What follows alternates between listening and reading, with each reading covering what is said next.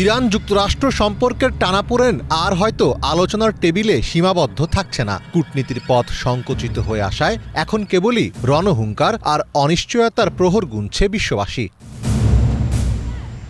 যুদ্ধবিরতির সময় ফুরিয়ে আসছে, আর এর মধ্যেই মার্কিন প্রেসিডেন্ট ডোনাল্ড ট্রাম্প সাফ জানিয়ে দিয়েছেন নতুন কোনো চুক্তিতে না পৌঁছালে আবারও শুরু হতে পারে ইরান অভিযান। এছাড়া যুদ্ধবিরতির মেয়াদ বৃদ্ধির সম্ভাবনাও খুব কম বলে জানিয়েছেন তিনি।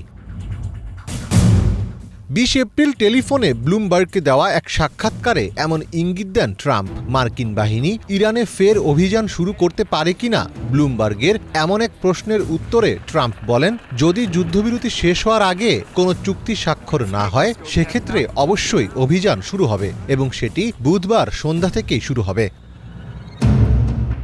এমন অবস্থায় কোনো চুক্তি না হলে দীর্ঘমেয়াদী যুদ্ধের পূর্বাভাস দিচ্ছেন অনেক বিশ্লেষক। তবে যুদ্ধ আবার শুরু করা নিয়ে বেশ চাপে আছেন ট্রাম্প। কংগ্রেস ডেমোক্রেটিক নেতারা ট্রাম্পের যুদ্ধের ক্ষমতার ওপর লাগাম টানার চেষ্টা করে যাচ্ছেন।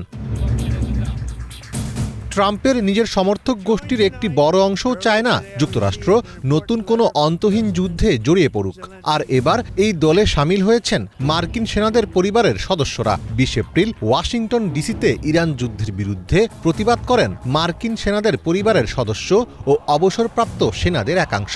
বিক্ষোভকারীরা ক্যানন হাউস অফিস বিল্ডিংয়ের গোল চত্বরে সমবেত হন। সেখানে তারা প্রথমে পতাকা ভাঁজ করার একটি আনুষ্ঠানিকতা পালন করেন এবং পরে সারিবদ্ধভাবে দাঁড়িয়ে স্লোগান দিতে থাকেন।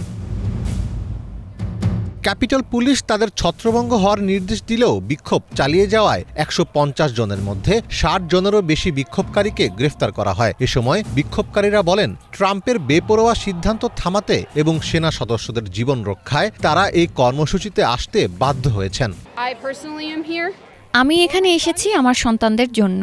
একজন যুদ্ধপ্রবীণ হিসেবে আমি জানি যুদ্ধ শুধু বেসামরিক মানুষেরই ক্ষতি করে না, বরং আমাদের সৈনিকদেরও অপূরণীয় ক্ষতি করে। আমি বলছি প্রাণহানির কথা, আমি বলছি পঙ্গুত্ব আর চিরতরে বদলে যাওয়া জীবনের কথা, আমি বলছি যুদ্ধের মানসিক আঘাত এবং নৈতিক যন্ত্রণার কথা। আর সেই কারণেই আজ আমি এখানে দাঁড়িয়েছি।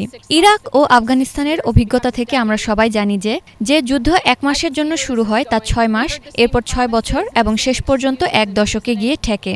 আমি পরিষ্কার দেখতে পাচ্ছি পরিস্থিতি কোন দিকে যাচ্ছে। আমরা বোকা নই, আমরা আসল সত্যটা জানি।